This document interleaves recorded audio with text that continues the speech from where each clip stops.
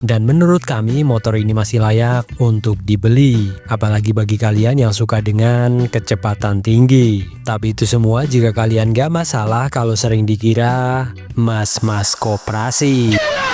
Atau mungkin kami salah.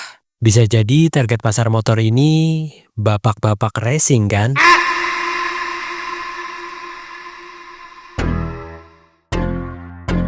Dalam dunia otomotif roda 2 Indonesia, nama Supra adalah legenda. Ia dikenal sebagai raja motor bebek yang irit, tangguh, serta setia menemani bapak-bapak ke pasar atau balap liar.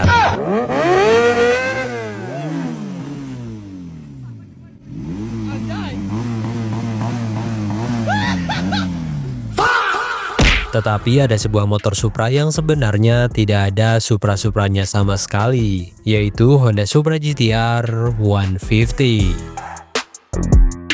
Sebuah nama yang kurang kreatif, karena nama ini diambil dari Toyota Supra yang sudah lahir sejak 78 dan mobil Nissan GT-R. Udah nyontek mobil-mobil keren, masih nggak laku juga. Nah, apa kabarnya dengan motor ini sekarang? Apakah di gudang masih banjir stok? Apakah tim marketing mereka jurusnya sudah mentok? Kenapa penjualannya nggak pernah nonjok? Apakah hal ini karena motor ini pakai mesin klotok? Mari kita bahas di video ini.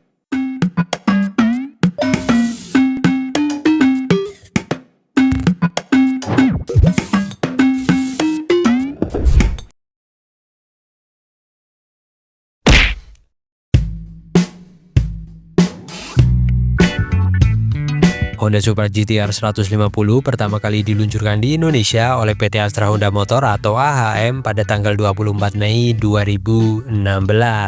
Motor bebek sport ini diluncurkan untuk menyasar segmen bebek sport 150 cc.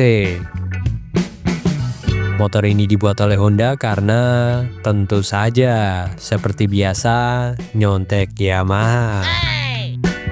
Karena penjualan Yamaha MX King dan Jupiter MX 150 kala itu cukup baik, tidak menunggu lama AHM langsung membuat rival untuk motor ini. Dulu sebelum motor ini diluncurkan, banyak yang mengira kalau ini akan dinamai Honda Blade 150. Keren kan? Tetapi ternyata Honda lebih suka nama bapak-bapak untuk ditempelkan di bodi motor ini. Nama Supra mungkin sudah melegenda di Indonesia, sebuah nama yang mungkin susah untuk terlupa karena memang sudah terkenal dengan kualitasnya serta sudah melekat kuat di hati bapak-bapak kita. Hidup lampunya, bos. Ganti oli. Lampu full Supra. Mau kemana ya? Ya ini. Kira-kira kenapa motor yang cukup gagah ini tidak laku di Indonesia? Salah satunya ya karena desainnya sangat bapak-bapak. Memang, tren motor matic di Indonesia yang makin menggila juga membuat motor ini makin sedikit peminatnya. Tetapi pada tahun 2016, motor-motor seperti ini juga masih cukup banyak peminatnya. Hal ini terbukti dari Yamaha MX King yang masih cukup laris manis di pasaran. Hal ini karena desain Yamaha MX King yang dinilai cukup bagus, sesuai dengan selera Indonesia dengan ban yang cukup gambot. Sementara Supra Cutter ini, ya begini, bentuknya kurus kering sana sini, pantas nggak ada yang jatuh hati, karena bentuknya yang lebih mirip Revo Koperasi. Akan petujuh. Walaupun secara spesifikasi mesin sebenarnya motor ini cukup juara karena sudah memakai mesin tegak yang dipakai CB Streetfire, Sonic dan CBR 150 yang sudah dewa klotok 4 katup berpendingin cairan. Mesin ini bisa menghasilkan tenaga 16,1 horsepower dan mampu dipacu hingga 136 km per jam. Tetapi ini di Indonesia, performa mesin gak ada harganya. Untuk kualitas juga nomor 2. Yang penting ganteng dan murah DP-nya. Saya mau beli motor nih, tapi DP-nya cuma 500.000. Bisa nggak sih kira-kira? Bisa kak? Terus motornya motor apaan? Motor ini Wah, no thank you. Untuk DP 500.000 aja dapat motor kak. No thank you, no thank you. Sorry. Nama Supra juga sepertinya jadi salah satu faktor kenapa motor ini tidak laku. Kenapa demikian? Karena nama ini walaupun sudah sangat melegenda, tetapi nama ini hanya baik di telinga orang tua kita saja. Sementara anak muda bakal gengsi untuk memakainya. Bro, motormu apa? Yamaha MX King. Lu apa? Satria dong. Kalau lu? Supra.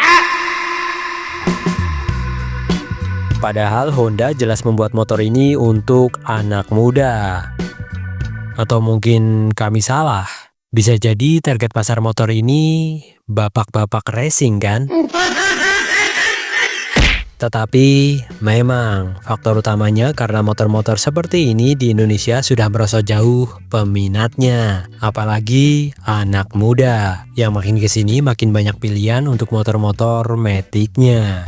Dari Honda Pitber sampai Matic yang harganya bikin minder. Dan daripada beli bebek super dengan bonus fitur getar, mending pilih Matic ngaber.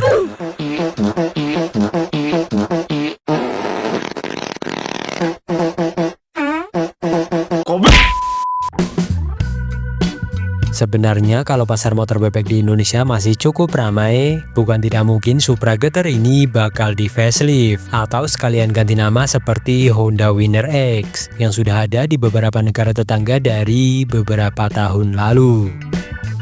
Bahkan baru-baru ini Honda Winner kembali disegarkan dengan desain yang makin angker seperti ini. Tetapi karena motor jenis ini di Indonesia makin gak laku, bahkan penjualan Yamaha MX King juga makin menurun, jadi Honda memutuskan untuk tidak menyegarkan motor ini. Bahkan Yamaha yang biasanya berani membawa motor-motor baru ke Indonesia saja, kali ini mereka tidak berani membawa MX King 155 yang sudah ada di Vietnam sejak tahun 2020 lalu. Honda Supra GT-R 150 adalah bukti bahwa produk dengan spesifikasi mesin mantap sekalipun bisa kesulitan bersaing di Indonesia jika strategi branding dan desain tidak tepat sasaran.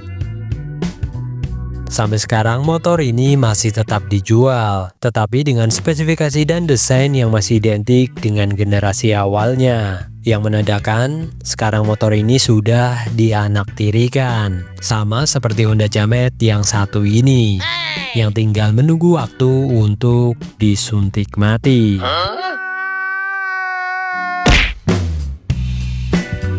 Nah, gimana menurut kalian? Apakah kalian masih tertarik dengan motor seperti ini? Dan menurut kami motor ini masih layak untuk dibeli, apalagi bagi kalian yang suka dengan kecepatan tinggi. Tapi itu semua jika kalian gak masalah kalau sering dikira mas-mas koperasi.